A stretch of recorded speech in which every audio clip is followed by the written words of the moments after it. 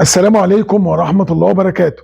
أهلا وسهلا ومرحبا بكم مع كابتن حليم مدرب الدفاع عن النفس. دلوقتي احنا جايين النهارده عشان نشوف تحدي بين محمد إسلام ومحمد إسماعيل، وطبعا معانا محمود إسلام. هنتحدد الأول على ضربات المت، بضربات الرجل على المت. هنشوف مين اقوى، وانتوا تكتبوا لنا في الكومنتات مين اللي يستاهل الجائزه بتاعه التمرين الجاي ان شاء الله، وهنشوف مين اقوى فيهم، يا ترى محمد اسلام ولا محمد اسماعيل. بس قبل ما نبدا يا ريت اللي ما عملناش اشتراك في القناه يشترك، وتقول لنا في الكومنتات مين احسن واحد فيهم، وتعملوا لنا لايكات عشان بكم نستمر ونكمل ان شاء الله. صدقونا احنا بنتعب عشان نوصل لكم كل يوم حاجه جديده. باذن الله ان شاء الله الوقت هنبدا عشان ما اطولش عليكم، وهنشوف ضربات الرجلين على المت. ابدأ. احسن،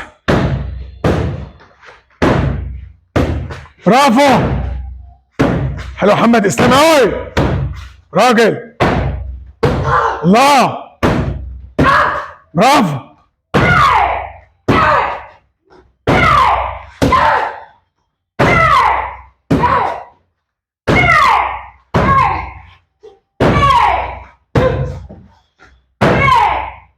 برافو. ستوب.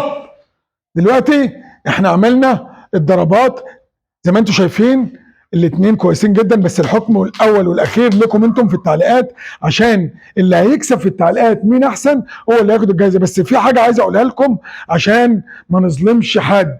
محمد اسلام اول يوم له معانا ما شاء الله عليه، عشان ياخد حقه برضه، عشان محمد معانا من زمان، من اول ما بدانا بقاله كام شهر.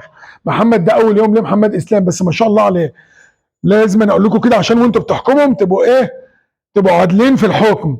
محمد اسلام اول يوم، محمد اسماعيل بقاله كتير. دلوقتي هنخش على الطعنات اللي هي بالرجل. بعد اذنك يا استاذ اسلام هتجيلنا من الجهه الثانيه عشان هنشوف طعنات او من الجنب براحتك. دلوقتي هنشوف طعنات الرجل بينهم الاثنين برضه اللي هي كده. ياه هي، ياه. محمد اسلام ابدا، برافو، ها احسن، كمل. محمد اسماعيل،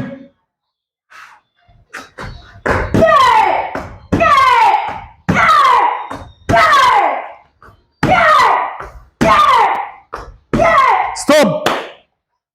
تعالى محمود اسلام، خش على الطعن، وريني الطعن.